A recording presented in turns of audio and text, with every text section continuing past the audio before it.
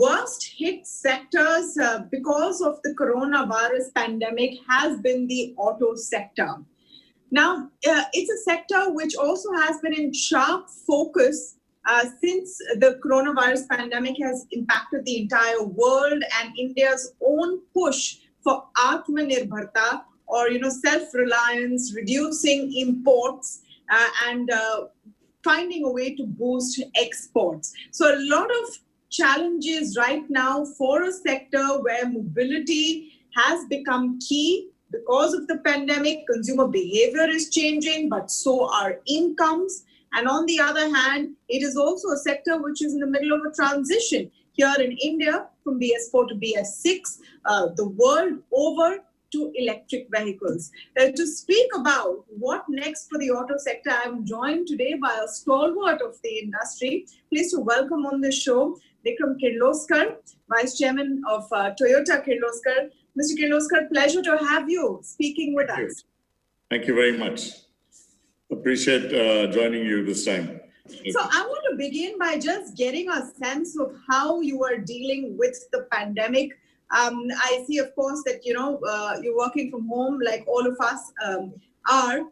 But even in the manufacturing side of it, we know that the plant in Karnataka has had to go through, some suspension of operations. And this has been something which has been plaguing most manufacturing facilities. How are you dealing with it? What is the strategy there? I don't have to remind people, like the entire auto sector, whether it's the best selling areas or the top manufacturing areas, OEMs as well as suppliers are all in the concentrated zones or the red zones where there's been the maximum amount of COVID cases and the maximum amount of restrictions. So it has been extremely difficult as we open up. One is, of course, you have supply chain issues, you have all these various issues that are there, and we're working on that. The most difficult is the human aspect in this, is the scare factor. Protecting people from getting an infection within the factory that we can control, and we control it immensely. But people get it in their neighborhoods where they come from. And that we cannot do much except advise people. We've had cases in the factory and people had, I think we are at 25 cases. They've all got it somewhere at home. And then we've had to do a lot of contact tracing and keep the people who are in contact back in their homes, not allow them to come to work, and then test all of them. And we've been going through all that and keeping things going. But very frankly, it takes a toll on the human mind, a scare toll. And we have an issue of absenteeism because of that. People are scared to, sometimes people get scared to come to work. If the plant is closed for a few days, they want to go back to their native villages away from Bangalore. Most of our people are people from Karnataka. We have hardly any migrant labor. Almost 100% are local. But they are from villages around the state. And sometimes they want to go back. The scare factor is the most worrisome factor.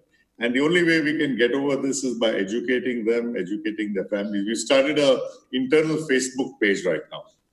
Okay, all team members put together, and trying to give them up-to-date information, up-to-date education. Try our best to explain to their families. For example, the disinfection of the plant is being done soon as they leave the work site. Yes. So they don't see that it is being done. Okay. So they don't realize this is being done. So now we've put that whole film on Facebook. No, what is interesting, Mr. Kirloskar, is that you have quite a different approach from other companies who also face this. Not every business can work from home, and of course, manufacturing of vehicles definitely can't. Even just in the auto space, there are different approaches. Some have the approach that work must go on no matter what. You were very preemptive with suspending activity as soon as it started. Do you think that's a sustainable way as, we see the impact of this pandemic elongating? See, you have to realize our philosophy, what we've been working on over the years since we started. Our basic idea was to make a very high quality, highly reliable product. If you see our products, they have the highest retention value. The second-hand Innova has the highest pricing, which requires very high quality. And the basic fundamental to high quality is actually human skill and human attention to work. Okay, so our fundamental philosophy at work is respect for people. If we can manage respect for people and train them, we get the high quality. Of course, you have to have a correct process. All the other things are there, of course, but this human aspect to get high quality is very vital. So when we restart the plant, it is important for us that we have the confidence of all our workforce, our entire team members. Just because it's COVID, we can't have a lousy product coming out. Absolutely. Yeah, and that's important. That's very important to us. So if you look at the way we have restarted and how we are trying to build up our production and sales, it is making sure the confidence of our team members is intact and they feel safe. That's number one. And that's the only way we'll get a high quality out. So tell me what the scenario looks like to you. In June, after the unlocking in the economy, it seemed like things could be picking up, maybe some green shoots for the auto sector as well. And now we've had this series of, we're calling them mini lockdowns Yes. in different sections. Are you seeing that impacting whatever, optimism you had seen on the horizon? See, end of May, the last few days of May, retail sales started increasing as we opened up our dealers, and I was really encouraged at that time. I said just a few dealers open, things are going out, service has started. Dealers are our front end finally, and because of them we will make sales or make money or whatever. June started off also very well. It right through. We did about half our normal retails in June, which was very good. And I'm talking more retails than wholesales, okay? Because that's the number what people are actually buying. But July, with the ups and downs and shutdowns across the country, it has been wavering. And the supply chain is also getting a little disrupted. Karnataka has had a shutdown from yesterday night, from this morning or last night. And where our factory is not under shutdown, but we can't move people there because of the shutdown in the other areas. We have been told to start work on Monday, and we're going to try to see if we can start work on Monday. Perhaps we can get our employees there, but it may be difficult with the supply chain. There's certainly challenges there. So I think, the auto industry is spread across the country. I've said this many times on your show earlier. It's spread across the country. The supply chain is spread across the country. It's spread across the world. And you need 100% of the parts, not 99.9 to build a car. Okay, so outlook for the auto industry now, especially for you. I mean, your best sellers are on the higher end, sturdy vehicles, like you said, great retention. But right now, is that what the customer is looking for with perhaps depressed incomes and the need for personalized mobility as being the first priority? They don't want to, maybe people don't want to go in for, shared cabs, etc., or public transport, and they're looking for something cheaper at a lower end. Do you think that the small passenger car will make a comeback? Yeah, at present, our smallest car, the Toyota Glanza, is selling relatively well. I mean, our numbers have been quite good on that, better than what we expected. And we're pushing that a lot. Yes, it's been very tough for Innova and Fortuner. Etios and Liva, we stopped production. But these two cars, the bigger cars, is certainly a more difficult challenge. There are buyers for these vehicles. The Fortuner order book hasn't come down as badly as I thought. It's about 65% Innova and Fortuner, the way the orders are coming. So I guess we will pick up the production as we go along, come to that level.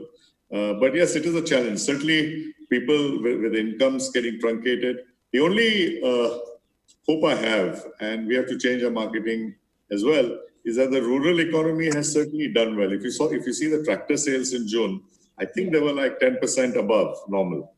So I believe the rural economy has done well. A huge amount of money has been pumped in the rural area. I think 5-6 lakh crores has been pumped in the rural area with this COVID thing. Plus the rains have been good. So I think the rural areas are going to drive the economy forward. This has resulted in fertilizer plants doing well. And I think there are many industries which are doing well. Auto is probably going to be the last one to come up, unfortunately. But that's the way it's going to be this time. In my introduction, I talked about the challenges the auto sector is facing in India because it's also on the cusp of a change. Yes. Whether it's to BS6 and of course the push for electric vehicles. We had a statement from Siam saying that the whole EV push is now going to get delayed because of the coronavirus pandemic. There is also, now a priority being given to focusing on domestic supply chains. And for EVs, you will have to import a lot of stuff. How do you see all of this panning out? Do you think EVs gets pushed to the future even further? Before I get to EV, let me just talk on this domestic supply chain issue, what you said. When I got involved with Toyota Motor and the Toyota Group, we started with textile machines, I think in 95. The basic premise at that time, why Toyota got involved with us, Kirloskars, was that we will manufacture in India. It was not a selling or a CKD idea at any point. Even when we started textile machinery, it was to manufacture spinning machines. And currently in Kirloskar, Toyota Textile Machinery, the first company we have with them, they've shifted the product completely out of Japan to India, and we're exporting almost 70-80% of our production. So our whole idea, focus from day one, philosophy was manufacture India. So when we started Qualis as well, whether it was the plant, as much machinery as possible, we made in India, as much equipment, as many parts as possible we made in India. We started with a very high local content. And from day one, we have been working hard on two things: to increase local content, and second, to improve suppliers. If I look at the supplier situation, at the beginning of the start of the company, I think our average PPM level, parts per million defects, okay, is typical in the auto industry. Around 5,000-6,000 was the level, average supplier PPM level, defect level. Over the last 20 years, following a couple of policies, one is we don't make one supplier compete with the other. We have single sourcing. So we've stayed with our suppliers. We have trained our suppliers. We work very closely with them on their quality and their processes. Now we are I think 85 or 95% of my suppliers are at 0 ppm, which is absolutely top class. And the remaining maybe at 6-7 ppm. In terms of steel, we were importing steel when we started, especially outside body parts. We started working with Tata Steel, I think almost 18 years ago, how to localize all the steel. Now I think more than 96 or 97% of our steel, whether it's the body parts or the forgings or whatever, it's all domestically sourced. Our machinery, as much as possible, we are sourcing domestically from India. We work with suppliers, heat treatment machines, welding machine equipment, many assembly machines we've done from India. So our whole focus has been source from India.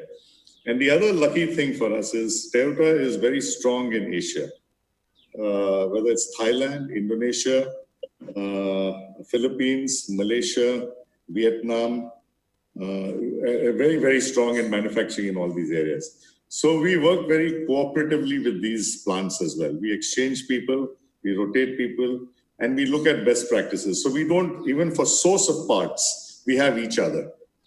We don't need to go too much. We don't need to go to China. We don't need to go to Japan. And we don't need to go to the West. We're able to manage a lot within this circle. So this has been our target. So now coming to EV. Our policy is we are focusing more on hybrids, which is an electric vehicle essentially. If you look at the parts of the hybrid, it's essentially again electric motor, battery, and control. The other three essential parts of the EV and of the hybrid as well. In a hybrid, the battery size is smaller, and there is an additional engine, and there's a gearbox which mates the whole thing together, which is a fairly complex idea. So we are sticking on to hybrids. We've tested the Camry in various areas of India on the road, and we find almost 65 to 70% of the time it is running as a pure electric car. Okay, where the engine is not on, and therefore you get the fuel efficiency and the emission level, which is ridiculously low. So our focus long term is on that. And when we start manufacturing hybrids, which we soon will, we will make everything here. So you think that as much the as possible. The whole plan, and for the auto industry as a whole, the whole plan and promise to go Atmanirbhar in the auto sector from the components and all of the many parts is doable? As far as my company is concerned, that is our intent from day one. Okay. What is your outlook? We've done it on the steel. We led this movement on the steel. We've led this movement on many, many things. We are gears, transmission parts, now engines we make. If you look at an Innova or a Fortuner, it's very, very high local content. Okay. What is your outlook, Mr. Kirloskar, for the auto sector as a whole? Is it looking at a long, painful sort of journey back to survival with so many things changing right now in the global economy and for India as well? Or do you think it will bounce back? Vaccine, I'm a little optimistic in one way. We are going through tough times right now. We'll have to work around these tough times. We are trying hard to cut our overheads by half and all these kind of things. But the moment a vaccine comes out, we're talking of between 6 months to 8 months for that. I think you'll find the world a changed place again. And you'll find India also a changed place. I think there'll be optimism. I think economies, people will start. Moment your scare factor goes out of your mind, and the whole thing will change, I believe.